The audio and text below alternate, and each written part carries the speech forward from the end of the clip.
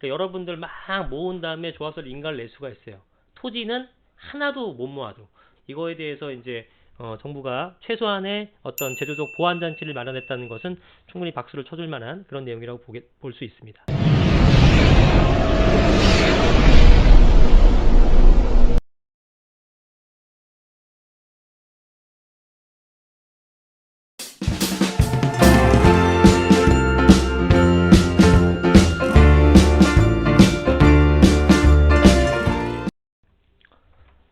네, 안녕하세요. 이승우 소장입니다. 자, 지금 이런 기사가 있어서 여러분들 꼭 알고 계셔야 될 내용이기 때문에 좀 방송을 찍고 있는데요.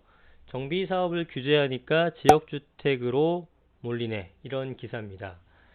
자, 그래서 지금 내용이 뭐냐면 지역주택조합이 이제 뭐 아시는 분도 있고 모르시는 분도 있겠지만 제가 그 전에 영상에서 여러 차례 지역주택조합의 그 위험성과 폐해에 대해서 말씀을 드렸습니다. 그래서 웬만하면은 지역주택조합은 하지 않는 것이 좋겠다 이런 의견을 드린 적이 있었는데 요즘에 이제 지역주택으로 몰리는 이유를 보니까 정비사업 같은 것들이 규제가 굉장히 심하잖아요. 재건축 재개발이 워낙에 심하고 뭐 가로주택 정비사업은 하긴 하는데 지금 아직까지 뭐 활성화되지 못하고 또 규모도 좀 작고 하니까 정비가입이 무산된 것에 대해서 뭐 그냥 놔두긴 아까운 분들이 지역주택조합으로 선회해서 사업을 추진하고 있다. 뭐 여기까지는 좋아요. 여기까지는 좋은데 문제는 지주택이 뭔지 잘 모르고 지역주택조합이 뭔지 모르고 거기에 이제 돈을 넣었다가 혹해서 돈 넣었다가 돈 날리신 분들이 주변에 워낙 많기 때문에 이거에 대한 위험성을 좀 여러분들이 잘 공부하시라고 제가 말씀을 드리는 겁니다. 자, 보시면 지금 서울의 지주택 같은 경우가 68구 중에 16곳을 추진하고 있는데 이거는 사실은 실제로 물밑에서 추진하는 거 하게 되면 수백 개입니다. 수백 개가 되고 전국적으로는 수만 개가 되는데 이 중에서 실질적으로 이제 그 실질 인가를 받고 하는 것들이 이 정도라는 것 같아요. 이거 그렇게 작지가 않습니다. 자, 보시면 송파동의 송파역 지역주택조합은 단독주택 재건축 사업을 추진해 오다 사업 지연이 됐기 때문에 해제됐어요. 일몰제를 적용해서 해지할 수 있잖아요. 해지가 되니까 지역주택조합으로 주택사업을 재개한 거고요. 은평구 역천동의 구산역 에듀시티 지역주택조합도 비슷해서 이것도 역촌 2주택 재건축 정비구역이 토지증 소유자 요청으로 정비구역에서 해제되자 개발 찬성하는 토지 중심으로 지역주택으로 틀었다라는 건데 여기서 바로 우리가 힌트를 얻을 수 있는 건 뭐냐면 자, 지금 이 가장 중요한 건 지주택에서는 뭐가 가장 중요하냐면요. 여기도 써있지만 토지 확보가 돼야 됩니다. 토지 확보가 몇 프로가 돼야 되냐면은 95%가 돼야 돼요. 95%가 돼야지만 실질적인 사업 시행 인가를 받을 수가 있는 겁니다. 그런데 이제 여러분들이 지역주택조합 사무실에 가게 되면 어떤 거를 강조하냐면은 우리 지금 시공사 누구를 선정했다. 이거는 그냥 단순 M&A예요. 시공사랑 체결했다는 건 뭐냐면 너희가 원활하게 진행됐을 경우 우리가 공사는 해줄 수 있어 정도죠. 그냥 하청 주는 거 정도죠.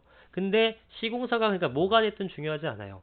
삼성물산이 됐던 현대가 됐던 GS가 됐던 중요치 않습니다. 걔네들은 야 니네가 잘 처리하고 처리되면 우리한테 연락 줘. 우리가 공사 지어줄게. 이거지. 걔네가 뭐 이 사업에 대한 책임 보증을 해주는 게 절대로 아니라는 겁니다. 근데 왠지 레미안이 지어요. GS가 지어요. 안심이 되죠? 전혀 관계없습니다. 일단 그거 속지 마셔야 되는 부분이 하나고 자, 또 하나는 제일 중요한 거는 토지 확보가 되는 게 95%. 이래야지 사업 시행 인가라는 걸 받을 수가 있거든요. 그런데 사업 시행 인가 전에는 조합 설립 같은 걸 받게 되죠. 조합 설립 받으면은 보통 일반적인 재건축 구역이라든가 재개발 구역에서는 조합 설립 받으면은 반환점을 놀았고 보통 뭐 7분선을 넘었다 이렇게 표현하는 분들도 있단 말이죠. 그 뜻은 뭐냐면 상당히 많이 진척됐고 리스크가 많이 해증되는 시기가 조합 설립 인가 시기입니다. 도정법상의 재개발 재건축은 단 주택법으로 적용하는 지역주택조합은 조합 설립 인가 유무가 전혀 중요하지 않아요. 전혀 중요하지 않아요. 위험성을 따질 때. 다시 도정법상 재개발 재건축은 조합 설립 인가를 받으면 굉장히 안전해졌다. 무산될 확률이 굉장히 줄어들었다. 거의 없다. 그런데 주택법에 적용하는 지역주택조합에서는 조합 설립이 나도 아무 상관없다. 위험성에. 여전히 위험하다라는 겁니다. 그 차이가 있어요. 자, 지금 그 사업 시행 인가를 받아야지만 사업이 마무리가 되는 거잖아요. 조합 설립 인가는 현 시점에서는 조합 설립 인가 받는 것들은요. 그냥 아무 때나 받을 수 있습니다. 사실상. 이거는 뭐 조합원 이제 모집만 하는 거잖아요. 모집만. 그러니까 여러분들 막 모은 다음에 조합 설립 인가를 낼 수가 있어요. 토지는 하나도 못 모아도. 토지를 하나도 확보 못했지만 조합 설립 인가를 받을 수가 있다니까요. 근데 재개발 재건축은 토지 확보라는 게 없죠. 이미 토지가 확보된 거잖아. 그죠? 이 구역이 지정된 거잖아요. 근데 얘는 지역주택조합은 토지를 확보해야 되는 상황이기 때문에 그게 안 되면은 조합 설립 받았어요. 뭐 우리가 시공사 어디 선정했어요. 뭐 지구 단위 계획으로 설정됐어요. 다 헛소리입니다. 다 헛소리고 사업시행 인가를 받았냐 안 받았냐 그것만 판단하시면 돼요. 사업시행 인가를 받았다는 것은 95% 확보를 했다라는 거고 나머지에 대해서는 이제 내보낼 수 있는 형태가 됩니다. 매도 청구를 할 수 있는 거예요. 자, 그래서 그 내용을 일단 기본적으로 아셔야 됩니다. 제가 그 전에 지역주택조합 영상을 굉장히 많이 찍었는데 그 영상은 이제 별도로 한번 올려드리겠습니다. 여기 이제 링크를 걸어서 올려드리고요. 자, 이 내용을 다시 한번 살펴보겠습니다. 지금 상대적으로 이제 아까 말씀드렸지만 정비구역이 해제가 되니까 지주택을 많이 한다는 얘기고요. 일정 자격 요건을 갖추면 됩니다. 예를 들어 서울에 한다. 그러면 서울에 무주택자 혹은 전용 85제곱미터 일반적으로 말하는 33평 아파트 한 채 이하를 소유했다 그러면은 되는 거예요. 근데 두 채를 소유했으면은 지주택의 요건이 되지 않습니다. 지주택의 조합 자격이 없어요. 왜냐하면 지주택 자체가 지역주택 조합 자체가 무주택자들을 위한 그러한 그 정비 사업입니다. 추진 되게 좋은 거예요. 근데 이제 그러다가 이제 한 채도 괜찮다. 뭐 처음에 60제곱미터까지 괜찮다. 또 늘어나고 85제곱미터 괜찮다. 이렇게 좀 완화가 됐는데 어쨌든 지금은 유주택 한 채 85제곱미터 미만까지는 조합 자격을 가질 수가 있는 겁니다. 원룸 두 개 있으면 어떻게 되죠? 안 됩니다. 왜? 그건 두 채니까 어쨌든. 그러니까 다주택자는 절대로 지주택의 조합원 자격을 갖출 수가 없어요. 근데 투자한다 하시고 내가 다주택자 두 개 있는데 갔더니 에이 하셔도 돼요. 그 조합원들을 이제 끌어들입니다. 아니, 나중에 이렇게 보완하면 돼요. 뭐 보완해? 네 거 팔아야 돼. 안 되는 거죠. 그리고 일단 이런 식으로 조합원들을 계속 끌어모으죠. 되는 사람이 있고 안 되는 사람이 있고 적격자가 있고 부적격자가 있는데 일단 다 적격자라고 얘기하고 조합원을 끌어들입니다. 그래가지고 돈을 받아놓죠. 내지는 조합원 숫자를 맞춘 다음에 조합 설립 인가를 받는 거예요. 그러니까 무슨 의미가 있습니까? 그런 것들이. 의미가 없죠. 여러분들 위험성 파악할 때는. 그래서 지금 우리가 일반적으로 알고 있는 재개발 재건축 절차는 추진이 설립하고 조합 설립하고 사업시행 인가의 관리처분 인가죠. 그런데 얘는 추진이가 없어요. 그냥 뭐 물밑에서 지들끼리 아름아름 모으다가 조합원 인가를 받고 조합 설립 인가를 받고 사업시행 인가를 받고 그 다음에 관리처분 있다는 거 없고 바로 착공 들어가죠. 그러니까 간결하니까 사람들이 많이 속는 거죠. 그리고 간결하니까 싸게 줄 수 있다가 많죠. 주변 시세가 10억인데 조합원들한테 야 우리 7억 해줄게. 되는 순간 3억 벌죠. 근데 조합은 어떻게 하면 되죠? 야 이거 쓰기만 하면 돼. 조합은 써. 5천만 원 주면 바로야. 3억 벌어. 누가 안 합니까? 속게 되죠. 세상에 그런 게 어디 있습니까? 이게 다 리스크가 있는 거예요. 그리고 10중 8구는 지역주택조합은 거의 안 됩니다.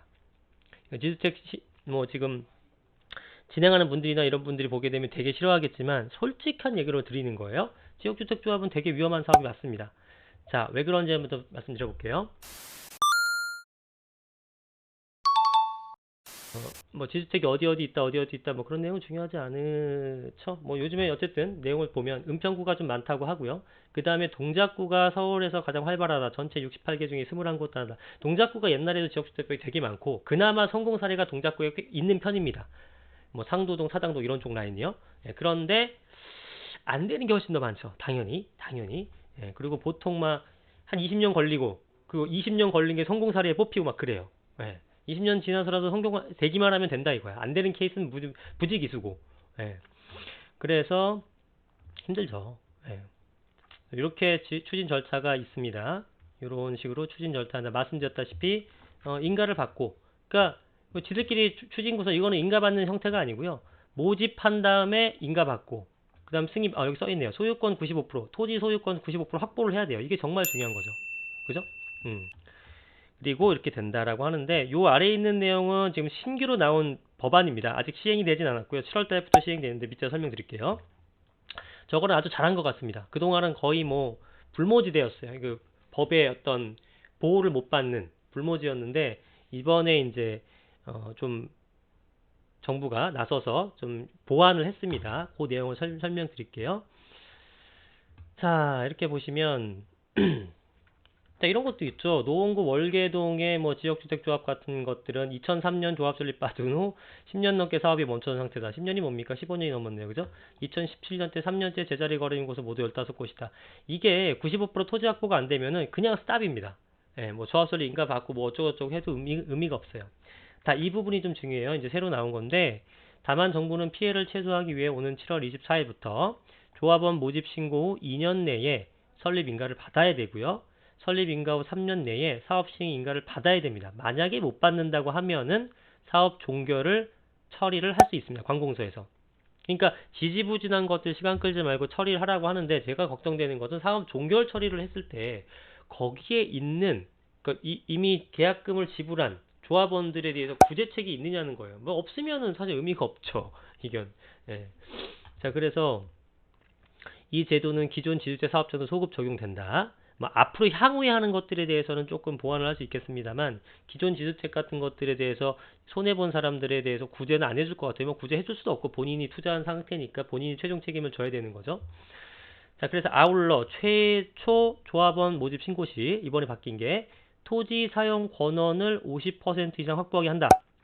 자, 지금까지는 최초 조합원 모집 신고할 때 아무것도 안 해도 됐어요. 그래서 이게 보통 어떻게 하느냐면요. 뭐 마음에 드는 지역이 있어요. 이게 그림 그려 지들끼리고 이제 지역주택 조합합니다 하고 플랜카드 붙이죠. 플랜카드 붙이고 거기에 있는 소유자들도 몰라. 지들 땅에 지네가 소유하는지도 모르고 이상한 업체가 하나 들어와서 우리 이제 여기다가 지역주택도 합니다 해놓고 CG 만들어갖고 멋들어지게 조합사무실 챙겨놓은 다음에 이제 직원들 이렇게 불러가지고 사람들을 끌어모은 다음에 여기 이렇게 할 겁니다. 아파트 조감도 멋있게 그려놓고 한 채도 지금 거기 소유 땅은 갖고 있지도 않으면서. 그러면 땅을 어떻게 매입하느냐? 이제 조합원들한테 돈을 받죠. 조합원들한테 돈을 받는데 그 돈으로 땅을 사는 거예요. 그럼 이 사람들은 뭐 하죠? 하는 게 없어. 그 조합 추진하는 사람들은 돈을 안 내. 돈 안 낸다니까요? 돈을 안 내고 가만히 있다가 들어오는 돈 갖고 해. 성공하면 이 사람들 대박. 실패하면은 니들 돈. 그거예요. 그게 지역주택 조합입니다. 조금 뭐 좀 세게 말하면은. 그러니까 그런 형태가 되는 건데 그거를 막기 위해서 지금은 최초 조합원 모집 신고할 때 토지 사용 권원에 대한 승낙서, 그러니까 적어도 토지주들의 반 이상이 동의한다라는 동의서를 갖고 오라는 겁니다. 걔네들도 모른다니까요. 가보면은. 아니 막 플랜카드 붙여있고 막 한데 거기 뭐지 막 이러고 있어요. 거기 원주민들은. 다른 사람들은 외부에 와서 여기야 동네가 10억인데 6억에 준다며 7억에 준다며 얼른 계약해야지 이래버린다고요. 그리고 그 계약금도 예를 들어서 뭐 1000만 원, 2000원 이런 게 아니라 보통 5천, 1억 정도 다니거든요. 그럼 1억을 낸다. 그럼 그 중에서 조합 운영비라는 쪽으로 이게 또 쓰게 돼 있어요. 조합 운영비로 뭐 3천만 원 씁니다. 이거는 합법적으로 조합 운영비를 쓰는 거예요. 왜냐면 걔네들도 뭐 직원들 뭐 월급 주고 뭐 사무실 운영비 내고 해야 될 거 아니에요. 그 돈을 당신들 돈으로 하는 겁니다. 여러분들 돈으로. 예. 그래서 그 운영비는 나중에 뭐 판결을 받고 얘네가 사기쳤어요 해도 못 받아요. 그리고 사실은 뭐 판결을 받으면 뭐합니까? 걔네들 다 배째라로 가버리거나 또 사라져버리면은 여러분들 낸 돈은 다 그냥 공중분해되는 겁니다. 그러니까 지주택은 되게 위험한 사업이고 지주택을 하려고 그러면 뭘 해야 되느냐? 토지 확보 95% 된 것. 토지 확보 95% 되면은 무조건 사업시행인가 받죠? 결국은 사업시행인가 받은 것. 그 다음에 사업시행인가를 받았다면은 그 해당 지역주택조합 사업장에서 엄청나게 홍보합니다. 당연하지 않겠어요? 엄청나게 홍보해요. 우리 이제 안전합니다. 토지권은 뭐 95% 확보하고 사업시행인가 받았습니다. 그러면은 뭐 사람들이 많이 몰릴 테니까. 그런데 그런 걸 못 받은 데서는 홍보를 어떻게 하느냐? 이 땅이 굉장히 좋은 땅이고 뭐 시공사가 누가 선정이 됐고 이 호재가 뭐가 있으며 이런 얘기들만 짓거린다고요. 근데 그게 무슨 소용이 있어요? 진행이 안 되면? 아무 소용 없는 거죠. 그래서 여러분들이 지주택에 대해서 굉장히 조심스럽게 접근을 해야 된다라는 거고, 기왕 갈 거면은 조금 더 프리미엄이 붙었다고 하더라도 사업시행 인가가 완성됐거나 토지 소유권이 95% 이상 확보된 그런 곳을 하셔야 된다라는 겁니다. 안 그러면은 진행이 안 돼요. 네.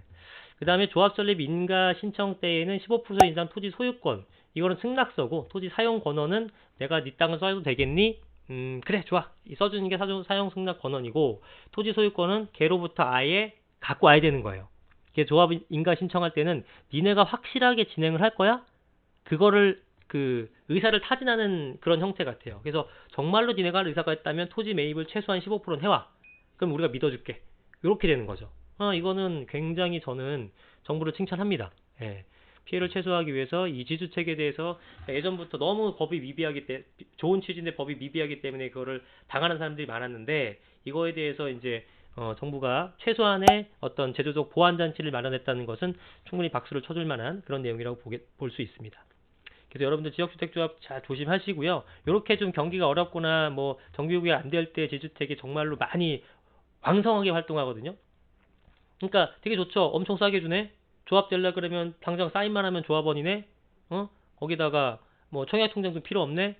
뭐 되게 좋은 것만 보이죠. 그런데 실제로는 그렇지가 않다. 그러니까 잘 살펴보시고 최종적인 결정하셨으면 좋겠습니다. 자, 코로나 빨리 극복합시다. 건강하시고 다음에 또 뵙겠습니다. 이승훈 소장이었습니다. 감사합니다.